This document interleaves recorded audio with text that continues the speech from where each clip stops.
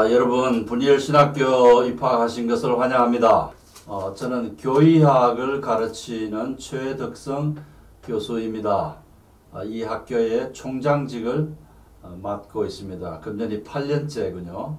여러분의 입학을 환영하고 또 3년 동안 내내 우리 하나님께서 여러분과 함께 하셔서 뭔가 좋은 것으로 복되게 하시고 또 살아계신 하나님을 찬양하고 증거하며 그 하나님과 더불어 즐거워하는 삶이 되기를 바랍니다.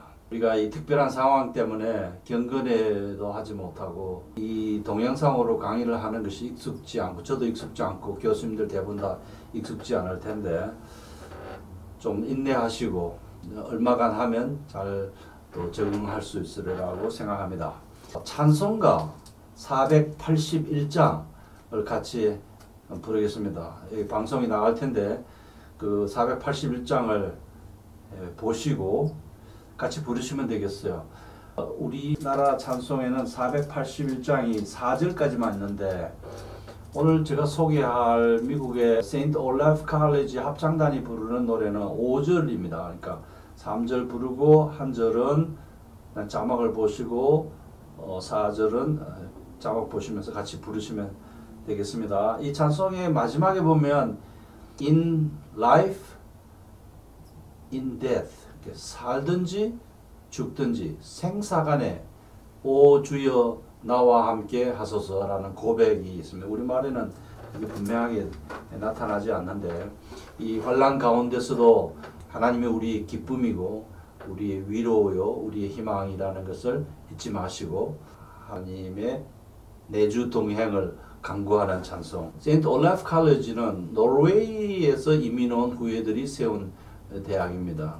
루터파 계통의 개신교 대학인데 인문학 위주의 약 4,000명 학생들을 가진 큰 학교인데요. 합창단이 굉장히 유명합니다. 세인트 올라프라는 이름은 그 올라프라는 왕이 1000년 전후에 기독교로 개종을 하고 기독교 신앙을 받아들이고 온 나라가 기독교로 기화를 했어요.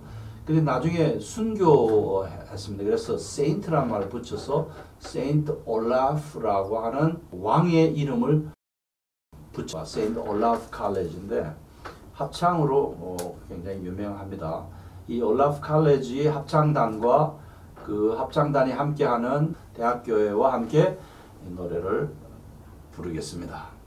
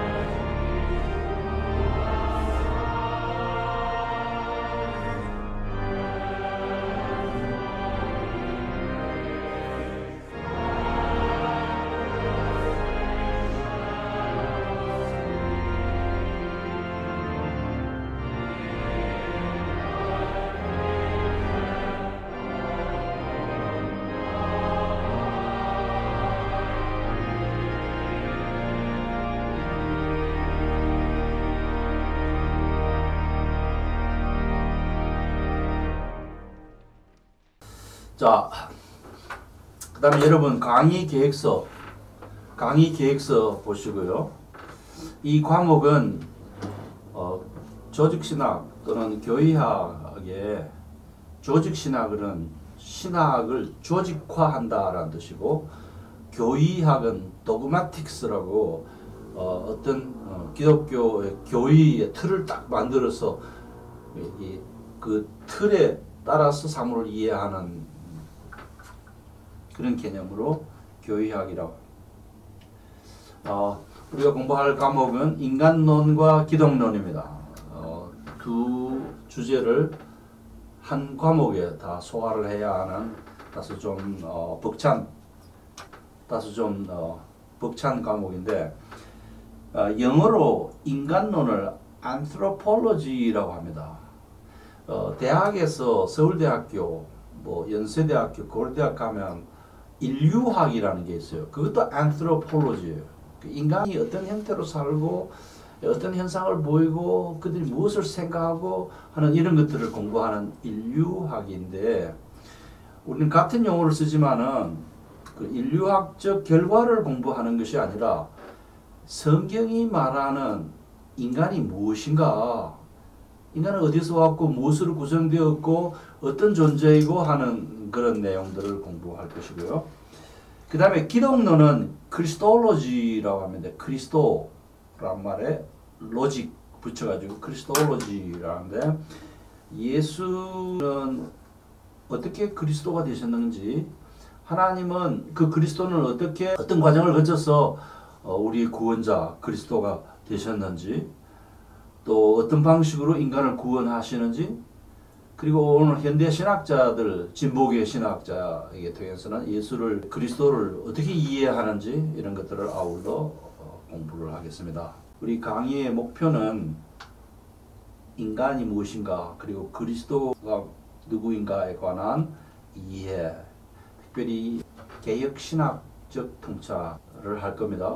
제가 가르치는 것은 개혁신학, 개혁주의 신학이라고 하는데, 주의라는 것이, 리즘이라는 것이 좀 인간에게 좀 헛된 것이거든요. 그래서 되도록이면 주의를 안 붙이고 싶은데, 영어로 라틴어로 리포르만다라는 이 단어가 우리말로 옮길 때 단축형으로 옮겨지기 때문에 상황에 따라서 이것이 여러 가지 개혁주의, 개혁신앙, 개혁교회, 개혁파, 개혁신학 이렇게 앞에 형용사로도 사용되기도 하죠.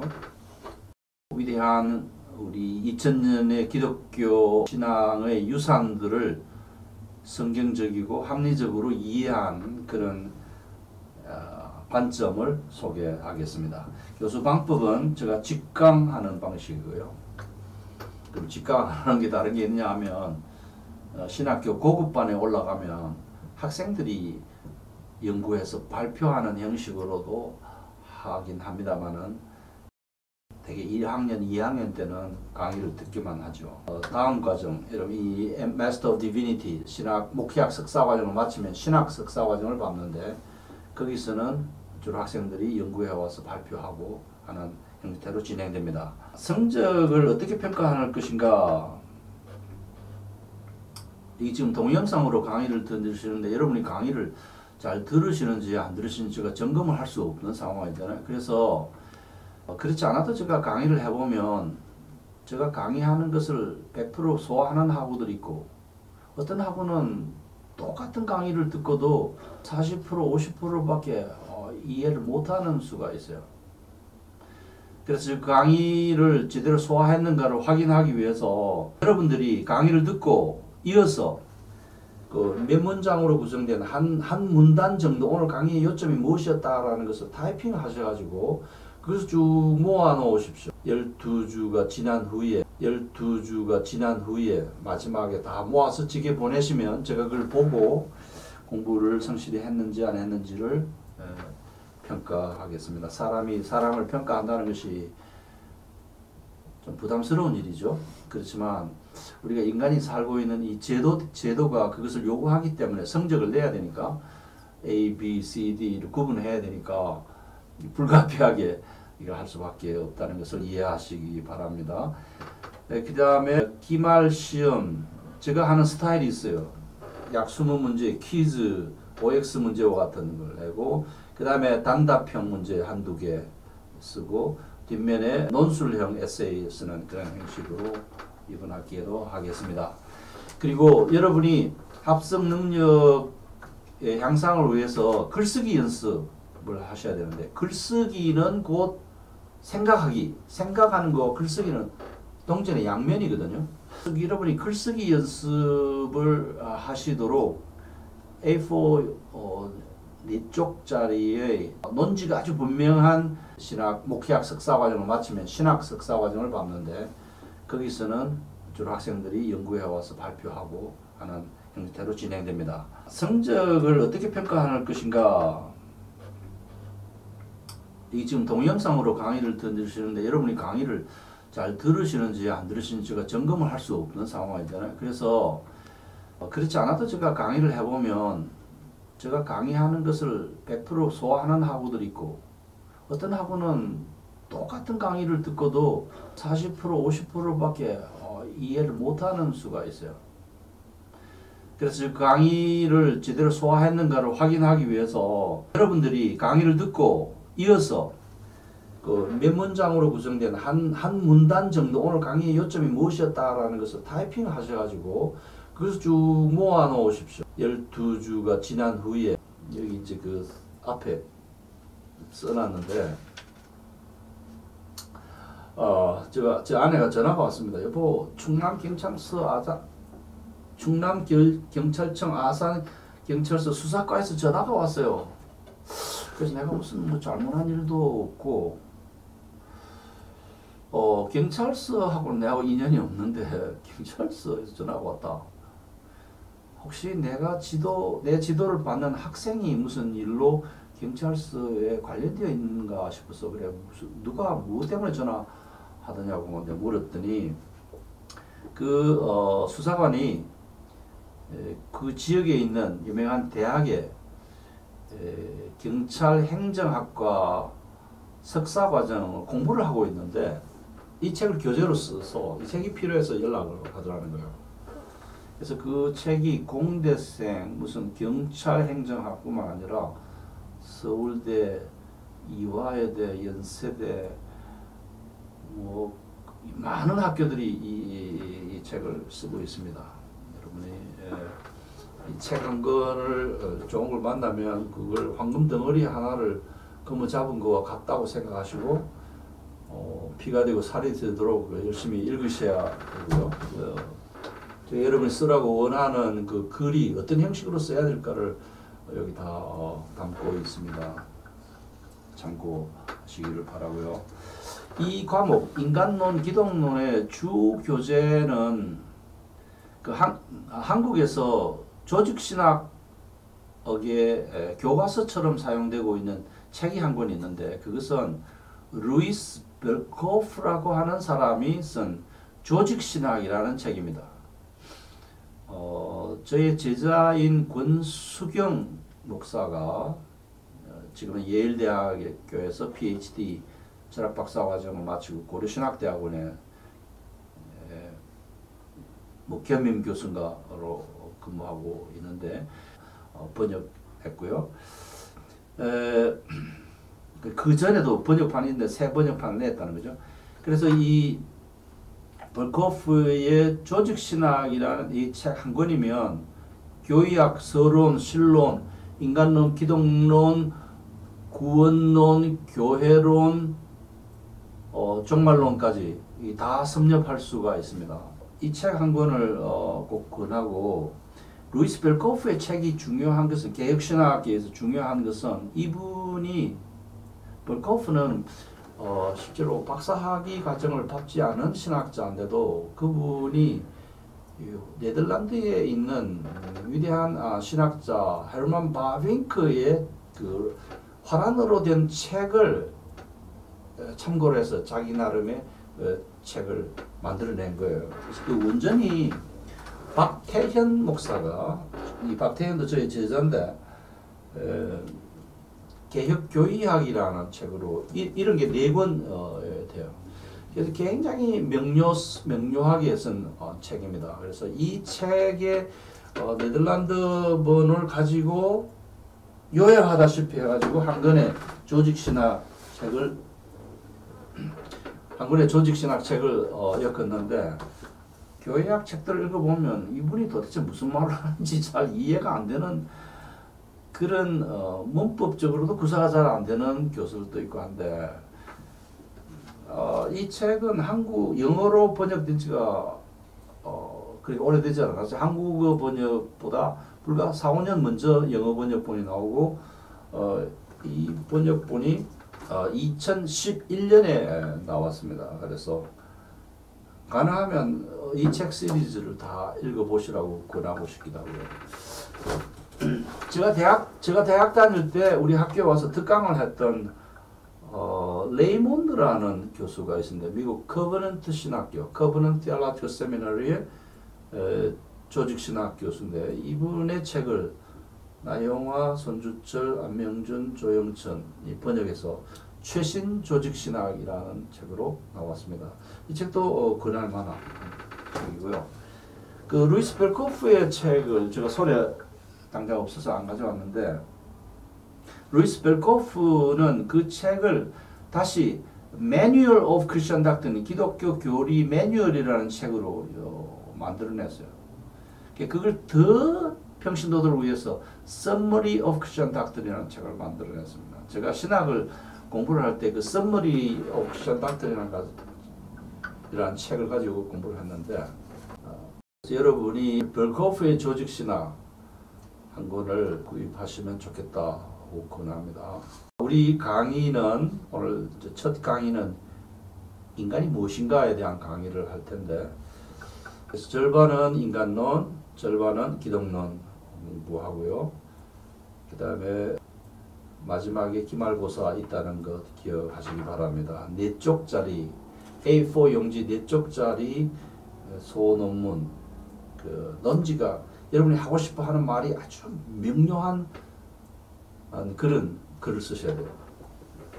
학문이라는 것은 비평적 작업입니다. 이게 영어로 critical이라고 쓰는데 critic이라는 것은 너희는 비판하지 말라. 너희 비판하는 그 비판으로 비판을 받게 될 것이고 너희 헤아리는 그 헤아림을 너희가 헤아림을 받게 될 것이다. 예수님 비판을 하지 말라고 하는데 우리는 비평적 사고를 해야 된다고 강조하고 신학이라는 것은 오로지 비평적 학문입니다. 근데 이 비평적이란 말은 부정적인 의미의 비판하고는 조금 개념이 다릅니다.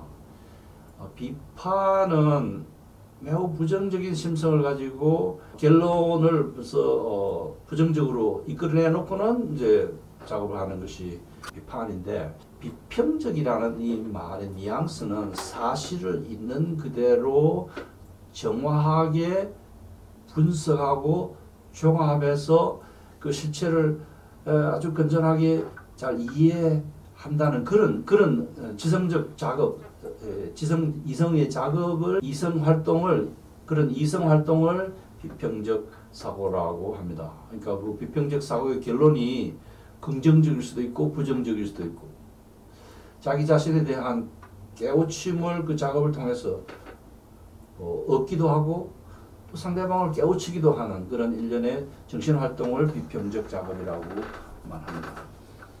여러분이 신문에 보면 사설 말고 논설이라는 것이 드러나와요. 그 사설보다는 분량이 한 4배쯤 긴 신문 한 면 정도 차지하는 그런 정도의 글을 제가 쓰기를 원한다는 것을 기억하시고요. 질문이 있으시면 제 이메일로 보내시기를 바랍니다.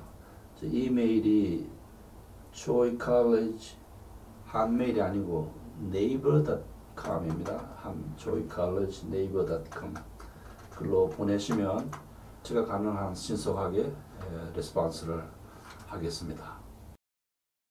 신학교에 이제 입학하시면 4개의 큰 산이 있다는 것을 발견하시게 되실 거예요. 첫 번째는 구약 성경, 두 번째는 신약 성경, 세 번째는 그 구약과 신약 성경의 교회 2000년의 역사 동안에 어떻게 이해되고 무엇을 고백하고 어떻게 교리가 형성되어 왔는가를 더듬어 연구하는 교회사, 그리고 구약, 신약, 교회사를 통틀어서 우리가 믿고 고백해야 될 진리가 무엇인가에 대한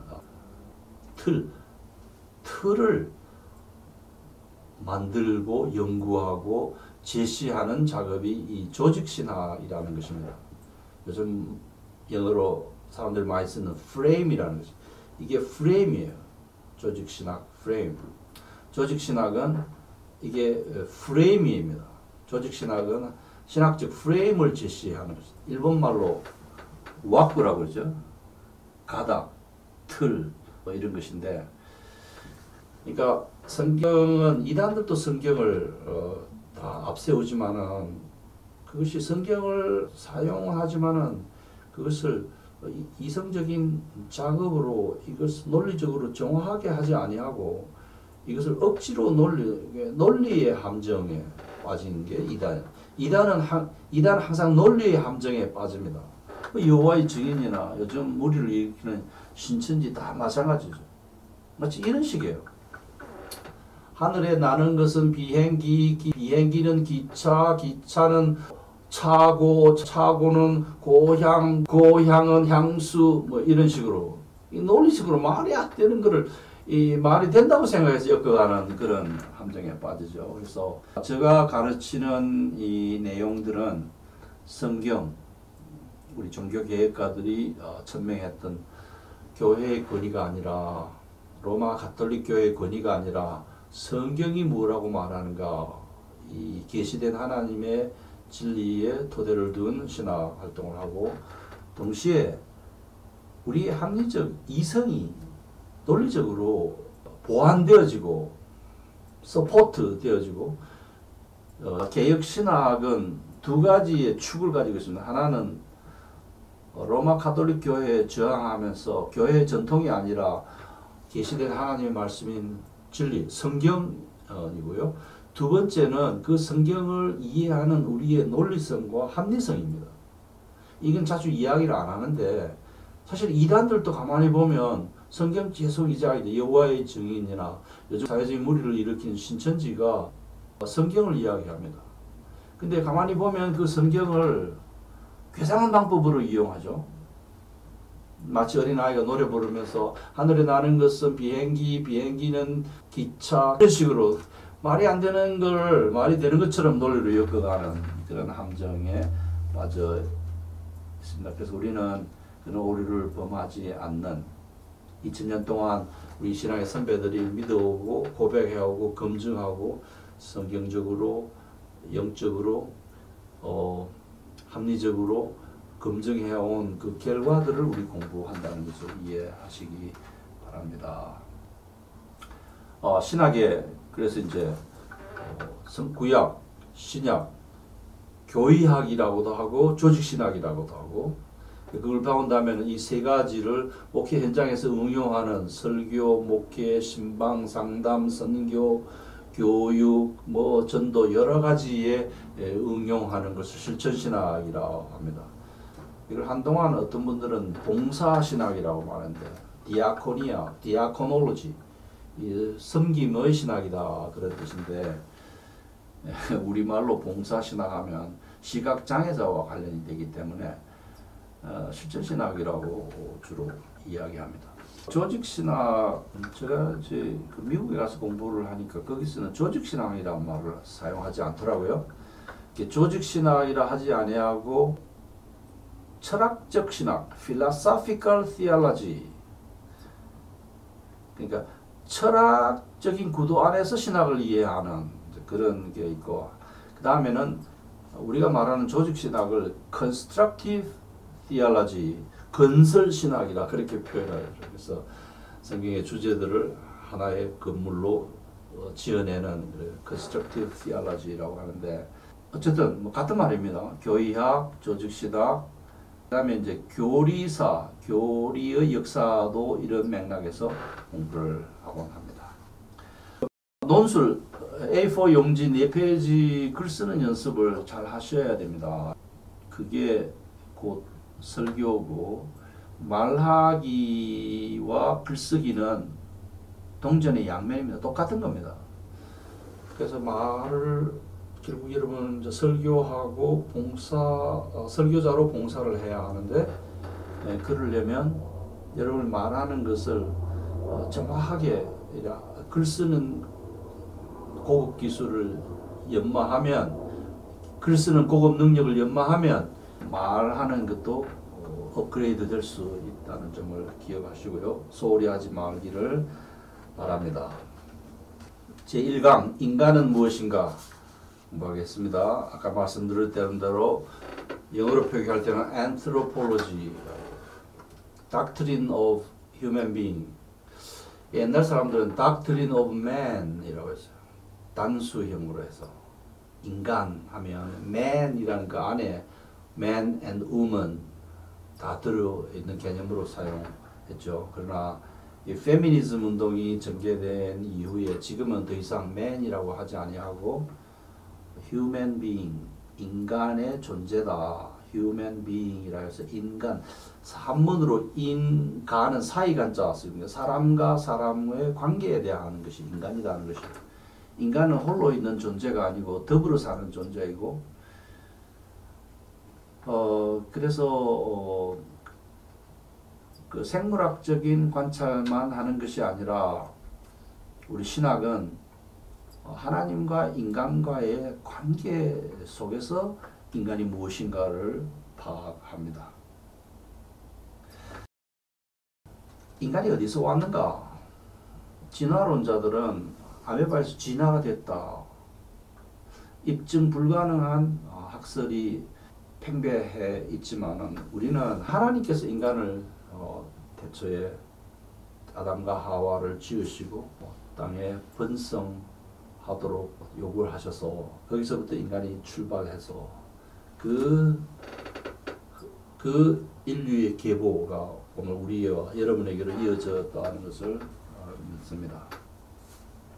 그러니까 창조를 믿죠. 인간이 진화된 것이 아니라 창조되었다 이렇게 믿는 것이죠. 인간은 그러면 무엇으로 구성되어 있는가? 인간을 구성하는 요소가 뭔가 하는 것이에요. 인간의 물론 형체, 키가 아주 큰 사람도 있고 보통의 사람도 조금 작은 사람이 있고 몸무게가 많이 나가는 사람이 있고 적게 나가는 사람이 있지만 다 동일한 인간입니다. 이 육체를 가지고 있는데 다른 동물 집단에게서 발견할 수 없는 독특한 것을 인간이 가지고 있는데 그것은 영혼이라는 것입니다. 다른 동물 집단도 하나님이 부여한 어떤 약간의 인지 기능과 본능적인 직관적인 어떤 그런 걸 가지고 질서를 유지하고 생활을 합니다만 인간은 독특하게 영과 혼과 마음과 정신과 양심과 이성과 판단력과 창조성을 가진 특별한 것을 가지고 있어요. 이걸 일컬어서 영혼이라고 합니다. 영혼. 육체와 영혼으로 구성되어 있다라는 것이죠. 근데 이 주제에 대해서 기독교인들의 의견이 일치하지 않습니다. 일부에서는 인간 구성 3분설을 주장해요. 이걸 디코토미라고 하는데 육과 혼과 영과 혼으로 구분합니다. 사람은 세 가지로 구성되어 있다. 데살로니가 전서 5장 23절을 제시하죠. 평강의 하나님이 친히 너희를 온전히 거룩하게 하시고 또 너희의 온 몸과 혼과 영이 순서가 너희의 온 영과 혼과 몸이 우리 주 예수 그리스도께서 강림하실 때 흠없게 보존되기를 원하노라. 주로 이 구절에 호소를 하죠. 그래서 이제 영과 혼과 육 이 세 가지다. 그렇게 구분을 해야 그분들이 원하는 도식에 딱 들어맞을 때가 있어요. 주로 이 견해의 대표적인 이 견해를 근거로 해서 인기 있는 책을 쓴 사람이 워치만 리라고 하는 중국인입니다. 워치만 리의 영에 속한 사람. 자, 여러분 읽어보시라고 권하고 싶습니다. 특별히 1권, 2권이 중요한데요. 정말 우리가 육에 속하지 아니하고 영에 속한 사람으로서 살아가야 되겠다는 마음가짐을 갖도록 만드는 귀한 책입니다.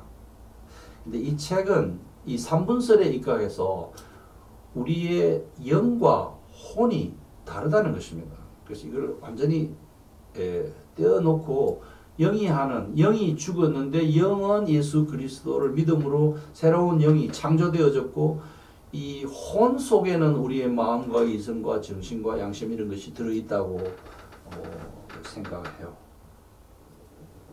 그렇지만은 다수의 신학자들과 기독교인들은 주류 기독교는 3분설이 아니라 2분설을 인간 2분설을 지지합니다. 2분설은 육체와 영혼 둘로 구성되어 있다는 거죠. 그러니까 육체는 인정하는 것이고 그 육체 안에 들어있는 영혼이 있는데 이 영혼을 조금 더 구체적으로 이야기하면 그 영혼 안에 영도 있고 혼도 있고 마음도 있고 이성도 있고 감정도 있고 여러 가지가 들어있다는 거죠. 히브리서 4장 11절에 하나님의 말씀은 살아있고 활력이 있어 좌우에 날쌘 그 어떤 검보다도 예리하고 혼과 영과 및 관절과 골수를 찔러 쪼개기까지 하면 또 어떻게 한다고요? 또 마음의 생각과 뜻을 판단한다. 이 구절에 만약 근거하면 우리 사람은 6분설이 돼요. 6분설. 그래서 영과 혼을 두부 자르듯이 탁 잘라서 이게 다르다라고 말하면서 3분설 주장하는 것보다는 여러 가지들이 두 개만 있는 것이 아니라 영과 혼만 있는 게 아니라 그 영과 혼이라는 것 안에 많은 것들이 하나님의 형상으로 만들어진 인간이 가지고 있는 독특한 특성들을 담고 있다고 보는 것이 주류 기독교의 견해고 이것이 개혁신학의 주된 견해라는 것을 말씀드립니다. 그러니까 여러분이 혹시 개인적으로 나는 3분설이 옳다 거기에 대해서 제가 뭐 특별히 말리지는 않겠습니다만은 되도록이면 2분설을 선호하라고 권하고 싶습니다. 자, 그러면 그 인간의 영혼이 영과 혼을 구분하는 분들은 이 가운데 안에 영이 있고 그 주변에 혼이 있고 그게 육을 둘러싸고 있다 이렇게 나누어서 도시화해요. 우리가 무엇을 이렇게 잘라서 나눌 때 매우 조심해야 되는 것이 우리 인간의 존재라는 것은 그렇게 간단하지 않기 때문에 그것을 딱 도시화해가지고 그 안에 푹 집어넣을 수 있는 그런 존재가 아니라는 것입니다. 우리는 유기적이고 매우 복잡한 하나님의 형상이기 때문에 단순화시켜서 그것을 절대화하면 오류에 빠지게 된다 하는 것이죠. 자, 그러면 우리의 영혼이 어디에서 왔습니까? 영혼의 기원. 첫 번째는 선제설이라는 것입니다. 영혼의 선제설. 이게 그리스 세계의 사상과 인도 계통의 윤회설을 주장하는 동양 사상과 여기서 사실 만납니다. 전생이 있었다는 거죠. 전생. 우리 인간이 태어나기 전에 우리는 그 전에 어떤 다른 존재로 존재했다. 그런데 우리가 출생할 때 그 선제하던 영혼이 우리에게 부여되었다. 이렇게 알고 있습니다만 이것은 기독교에서 전혀 환영을 받지 못하는 주장입니다. 두 번째는 유전설이에요. 우리 영혼이 아담과 하와로부터 계속 유전되었다. 그러면 정확하게 어느 시점에 우리에게로 이 영혼이 이전되었는가? 그것은 우리 자세히 말하기 어렵다는 것이에요. 출생과 함께 부모가 우리를 낳을 때 아니면 부모가 우리를 가질 때 우리가 영혼과 육체가 결합됐다 이렇게 보는데 상당히 그럴듯해 보이죠. 그러나 이게 이제 문제점이 뭐냐 하면 부모가 우리의 영혼을 창조한 분인가? 그럼 우리 영혼이 부모에 의해서 창조되었는가? 만들어졌는가? 하나님이 우리 기독교인들은 성경에 가르치면 하나님께서 우리를 창조하시고 우리를 지으시고 오늘도 우리를 돌보고 하나님의 백성 삼고 구원하기를 원하시는 하나님이신데 우리 영혼을 우리 부모가 만들었으면 하나님과는 좀 거리가 있다는 이야기잖아요. 자, 그 다음에 그렇다면 부모로부터 우리 영혼을 이어받았다면 부모의 도덕적 특징이 우리 안에 고스란히 내재되는가 하는 그런 문제도 생깁니다. 부모의 도덕적 특징이 우리에게 고스란히 재현되는가 하는 논의도 필요해요. 부모가 악한 사람이면 자식도 악한 사람이야. 부모가 선한 사람이면 자식도 선한 사람이다. 대체로 그러합니다만은 그 공식은 정확하지 않습니다. 아주 악한 사람의 자녀들 가운데도 거룩한 성직자가 생기는 경우도 있고요. 아주 선한 목사 집안에도 개망나니 같은 아들이 나오기도 합니다. 해방 이후에 유명한 공산주의자 한 명은 목사 아들이었어요. 그 아버지는 굉장히 위대한 훌륭하고 잘 알려진 목사인데 이 아들은 공산당이 되어서 무신론자. 그래서 원죄라고 하는 것이 우리에게 상속되고 유전된다는 것은 성경이 이야기하는 바이지만은 우리 영혼이 부모에게서 유전됐다고 하는 것은 문제가 많다. 이런 것이죠. 자, 그러면 개혁신학은 그 영혼이 어디서부터 왔다고 믿느냐? 하나님께서 창조하셨다고 믿습니다. 하나님께서 직접 창조하셨다고 믿어요. 자, 그러면 언제 창조하셨느냐? 우리가 태어날 때 우리의 존재가 시작되는 그 시점에 정확하게 모릅니다. 만세 전에 언제 하나님이 창조하셨는가에 대해서 우리가 명료하게 답을 할 수 없지만 우리의 영혼은 우리 육체와 달리 하나님께서 창조하셔서 우리 육체에 부여하시고 우리가 우리 육체가 죄로 돌아가는 그 순간에 우리 영혼은 하나님께로 다시 돌아가야 간다는 사실을 우리가 믿고 고백합니다. 이게 전도서 12장 7절, 이사야 42장 5절, 스가랴 12장 1절, 히브리서 12장 9절, 민수기 16장 22절 등의 이런 내용이 나옵니다. 우리 영혼은 굉장히 영적이고 고귀한 하나님의 선물입니다. 그래서 이 영혼을 창조하신 하나님께 이 영혼을 창조하신 하나님이 우리의 주인이시요. 육체는 하나님께서 창조하셔서 이 후손을 낳는 방식에 의해서 계승되도록 했지만 우리 영혼은 하나님께서 창조하셔서 우리에게 부여하셨다고. 신학자 가운데 어거스틴이라는 분이 고대 교회와 중세 교회의 이 고리를 엮는 이분의 사상은 중세 교회에서 다루고 이분의 생애는 초대 교회에서 다루고 이분의 사상은 중세 교회에서 다루는 그런 위대한 교부이신데 어거스틴이 죽을 때까지 고민했던 것이 하나 있어요. 바로 이 주제입니다. 자, 우리의 죄가 유전되는 것처럼 이렇게 계속 인류에게 아담과 하와로부터 전이 되었다면 그럼 우리의 영혼은 전이 되어져서 왔다. 그래서 부모가 낳았다, 만들었다. 이러면 간단한데 이 영혼 창조설과 죄의 원죄의 전이성 사이에 이 간격이 있다는 것을 발견하고 이것 때문에 일평생 고민했다고 합니다. 자, 인간을 하나님께서 만드셨어요.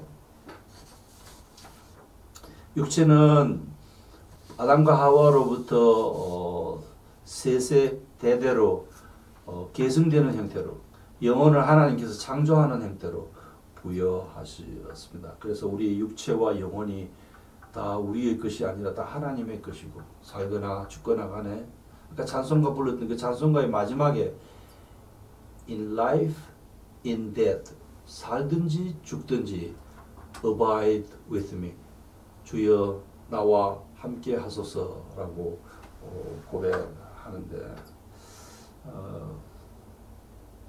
우리가 어떤 형편에 처했든지 간에 하나님께서 우리와 늘 함께 하심을 믿고 의지하고 감사하고 고백하면서 한 주간을 기쁨으로 사시기를 바랍니다. 다음 시간에는 하나님의 형상, 그로스의 인간, 그 다음에 하나님이 사람과 더불어 맺은 언약과 인간의 타락, 죄성에 대해서 공부를 해나가겠습니다.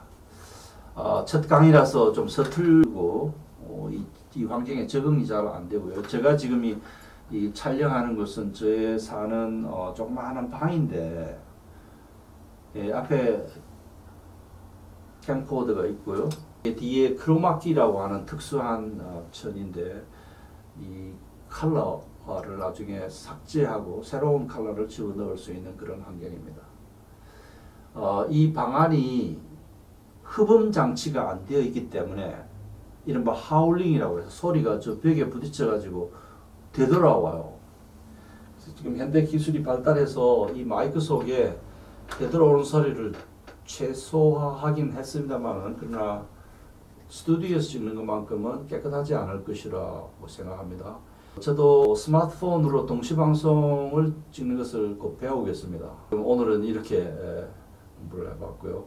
이렇게 해서 여러분과 영상으로 유튜브에서 만나겠습니다. 안녕히 계십시오.